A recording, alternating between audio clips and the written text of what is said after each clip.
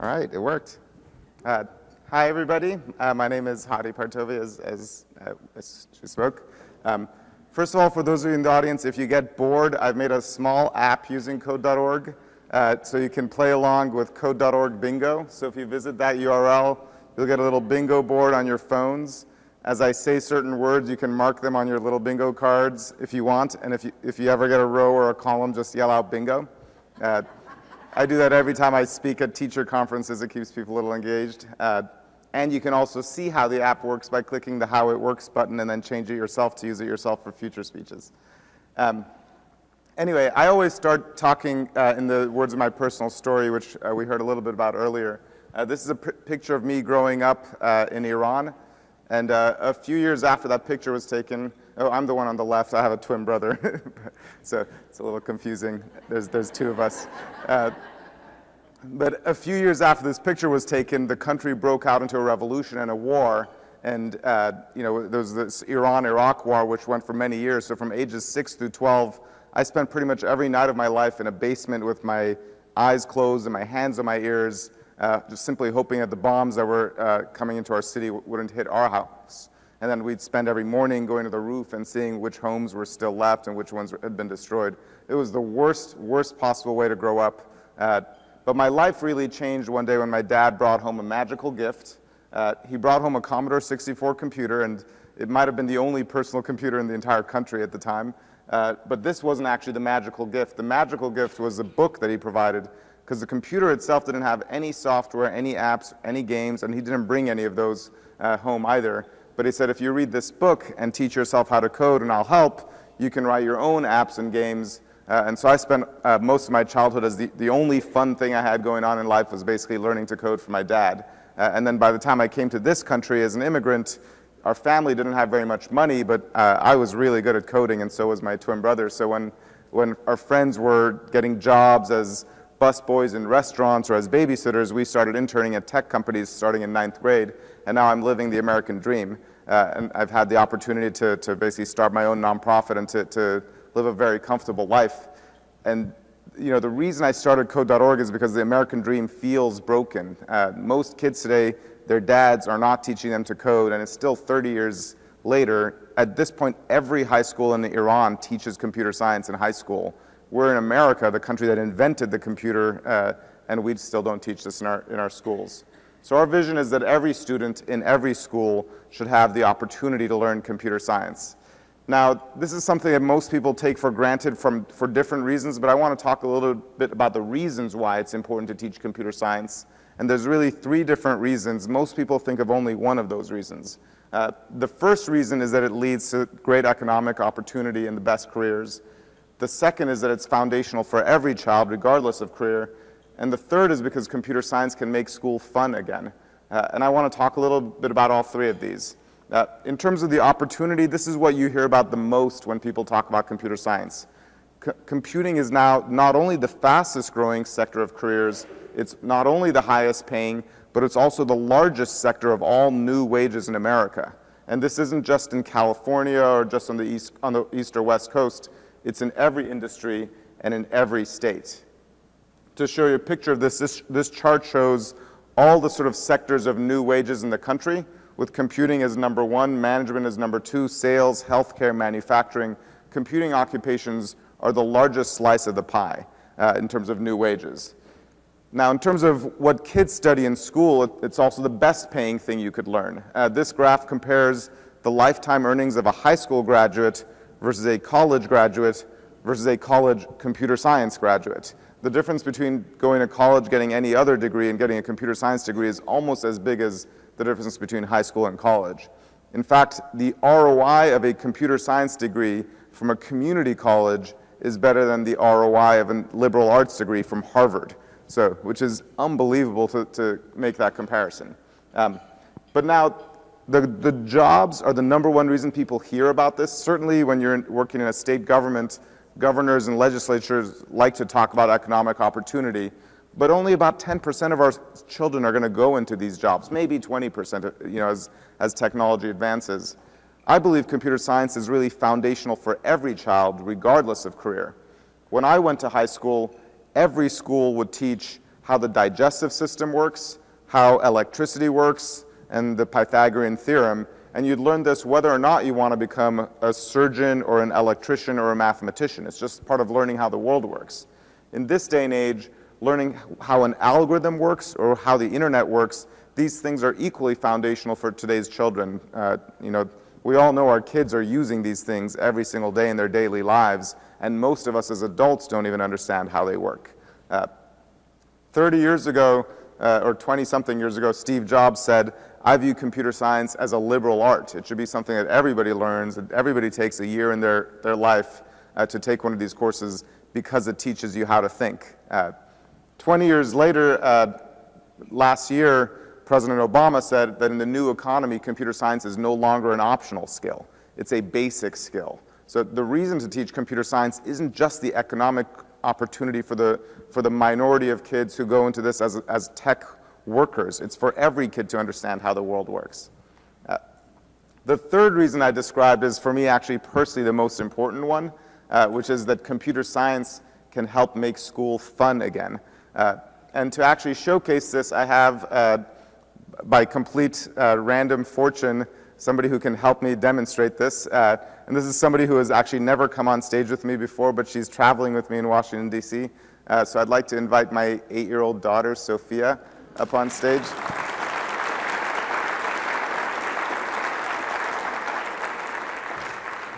Sophia, you want to stand in front of the podium so people can see you briefly?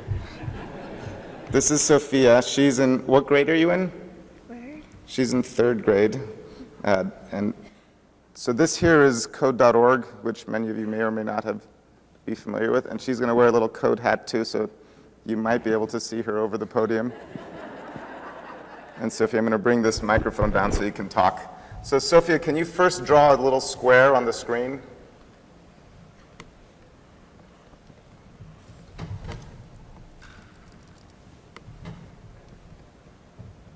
So if you can see, she's made, can people see that, or should I make it a little bit bigger? I'll make it, oops. All right, so she's saying let's repeat 4 times, move forward 100 pixels, turn right. So that just says 4 times it'll repeat and draw a square. Now can you reset it and then make each side of the square a different color? So now that's a square with 4 different sides, 4 different colors. And now can you take all of that code and put it into a function? All right, now repeat and make like 50 or 100 squares. You're going to need to reset your code again. So now you have a function that makes a square, and you can call that function as many times as you want. Call that function like 100 times or whatever big number you want. Kids love to use repeat loops because they can type in 1,000 or 100 or 1,000,000, and the computer will do it. So that'll draw 50 squares in a row. Now, can you put a little angle between those squares? Maybe like, well, you decide how big of an angle.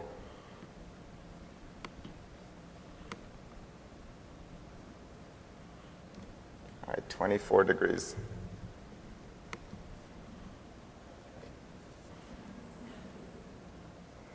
All right, thank you so much, Sophia. So,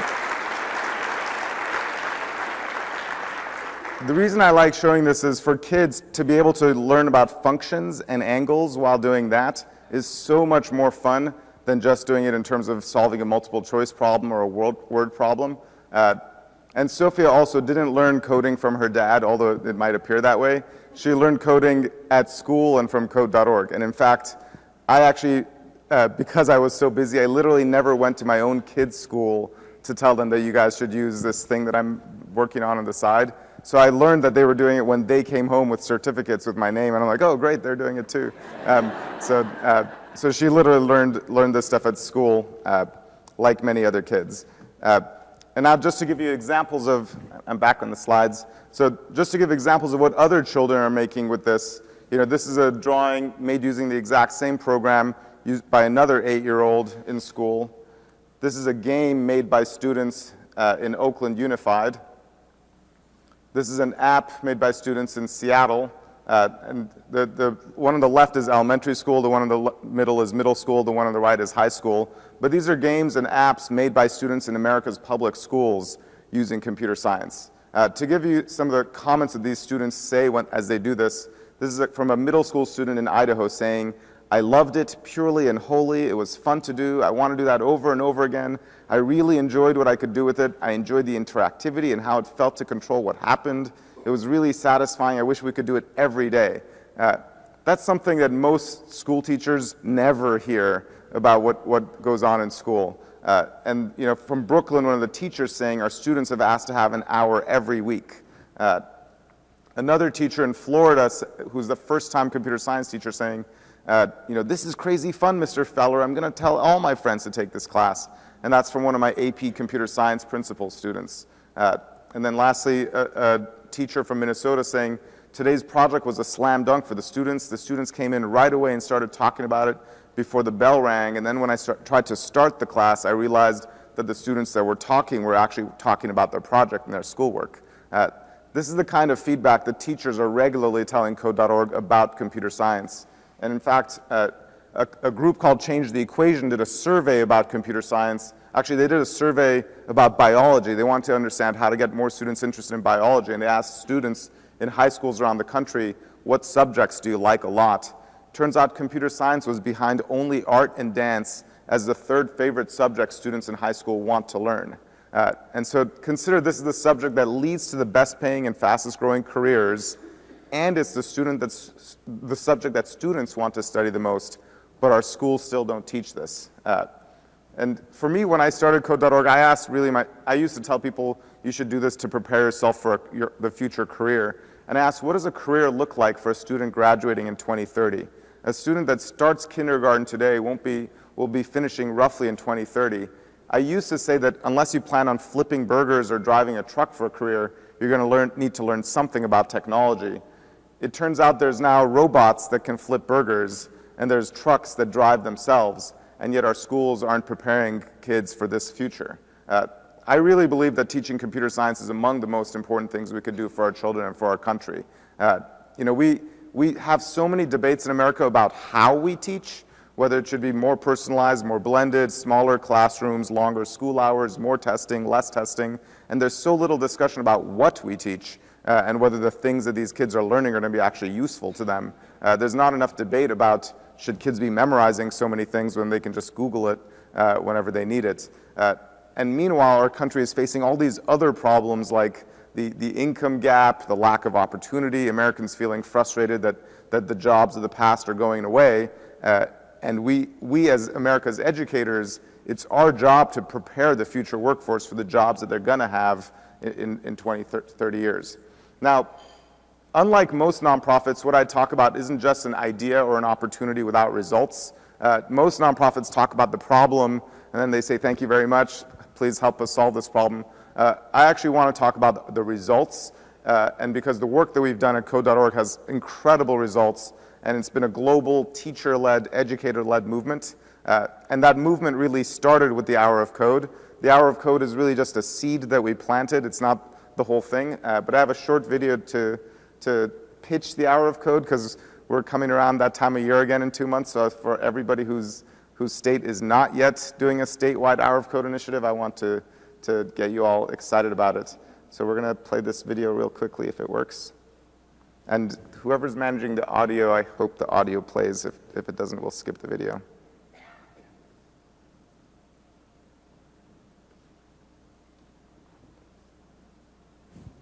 Testing.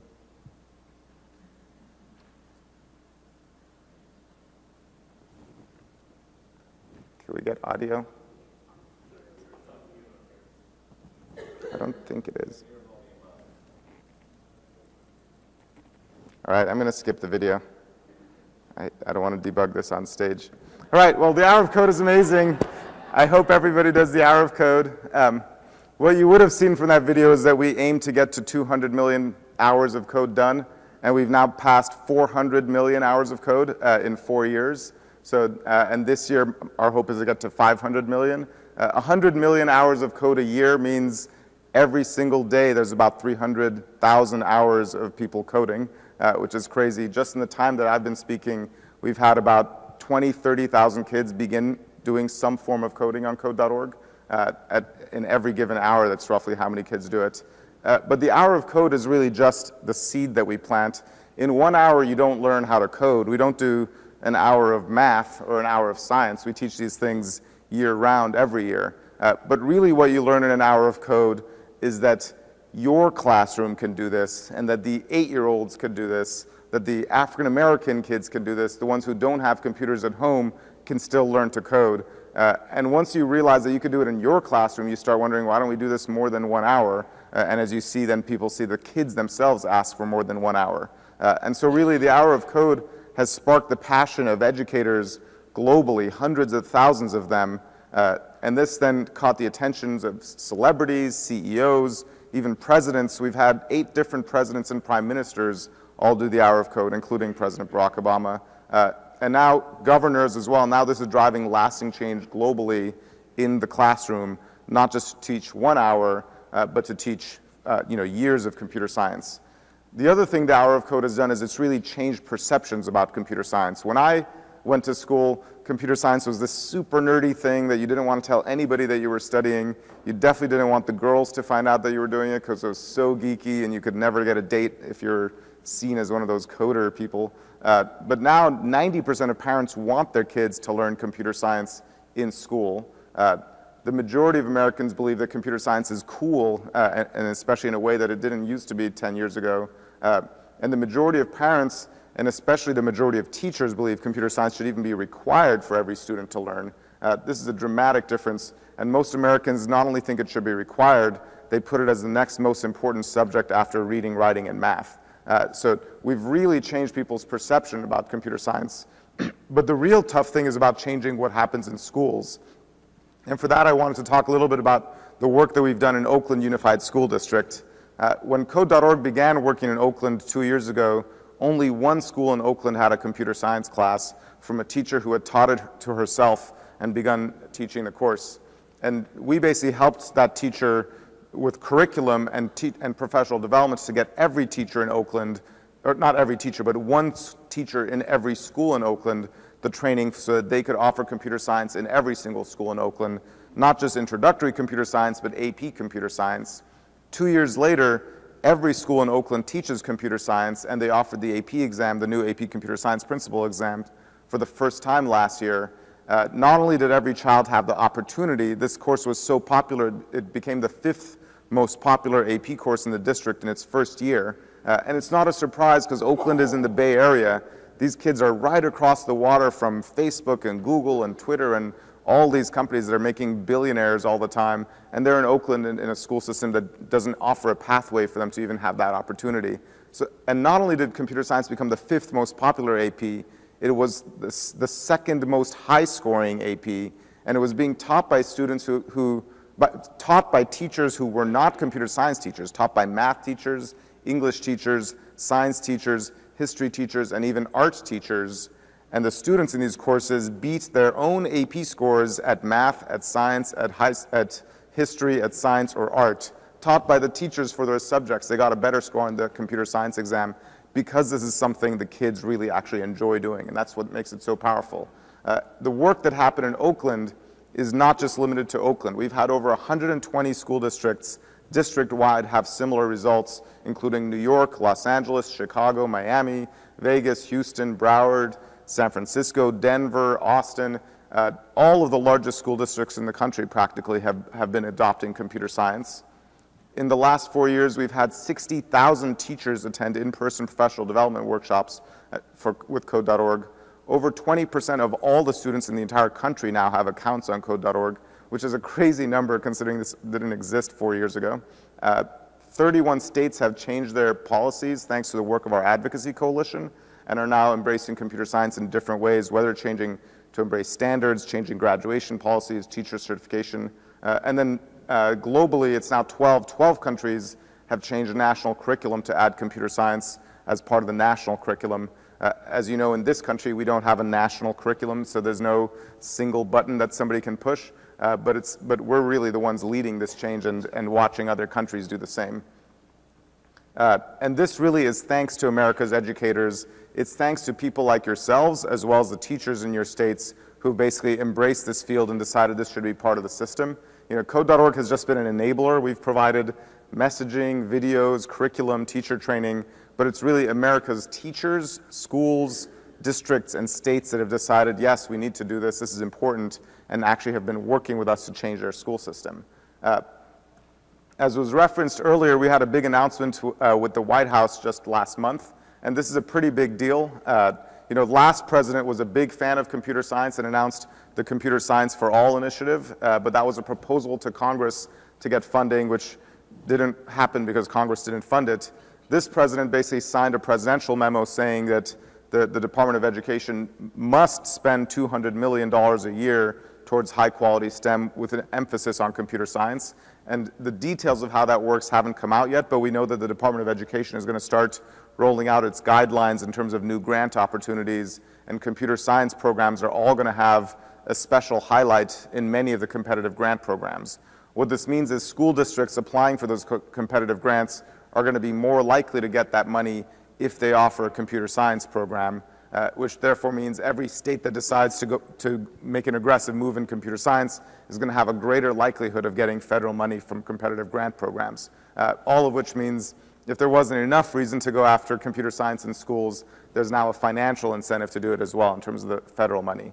And this adds even incentives.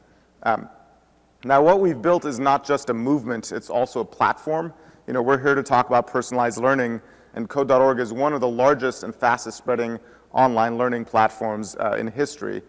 Now, it's not yet what I would call personalized learning myself, because students get to go at their own pace, but we don't accelerate students without their knowledge. So students can jump ahead and teachers can ask them to jump ahead, but the system doesn't automatically personalize it for you. But that's something we're working on, and it's something that once we do that, I believe we'll end up being the largest personalized learning platform because of our scale. We have roughly 10 to 20,000 students joining Code.org every single day. Roughly 10 to 20,000 teachers join us every single month, and it's really the teachers that are bringing on board the students.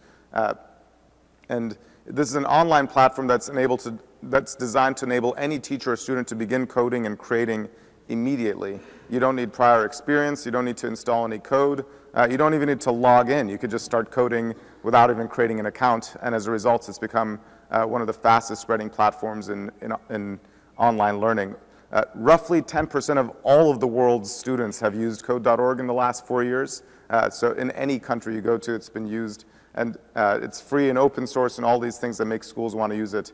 When it comes to personalized learning, this is really important because everybody who's putting infrastructure in schools is wondering, what are we going to do with that infrastructure? Personalized learning is part of it, but also teaching a subject that we never even taught before is part of it as well. And computer science is one of the best subjects for introducing teachers to blended learning and personalized learning. And the reason I say this is if you want to change teacher practice, it's easier to do that in a subject they've never taught before.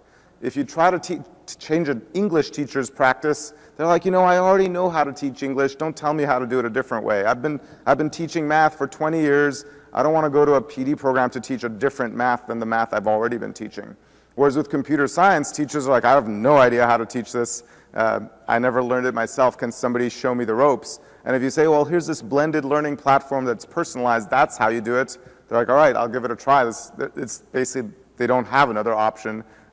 And so as a result, we've helped get blended learning into hundreds of thousands of classrooms, and we'll also be getting personalized learning into those classrooms as well.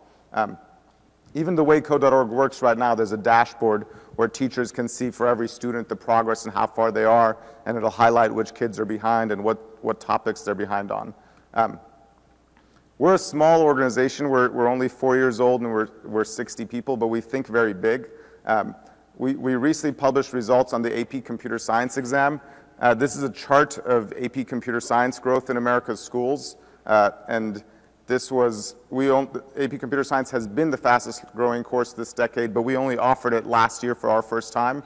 So this was last year's numbers with the launch of the new exam and the first time Code.org's teachers began offering AP Computer Science in their classrooms. More interestingly, these are the charts of girls in AP Computer Science and Black and Hispanic students in AP Computer Science, showing incredible growth in this field in terms of diversity, which is so personally important to me and so important to any of us who are worrying about fixing the opportunity gap. Bingo. Oh, bingo. Wow, somebody was playing. That's awesome. So Code.org has now become the largest provider of AP curriculum in computer science in schools, but most importantly, 73% of our students pass the exam, and 70% of them want to study computer science after graduation. And this is really important, not because we're trying to get every student to study computer science after graduation, but because of the diversity of the students. Diversity is something that is so sorely lacking in this field, and it's just really unfair. And the reason it's unfair is because the American dream is a global ideal about everybody having opportunity.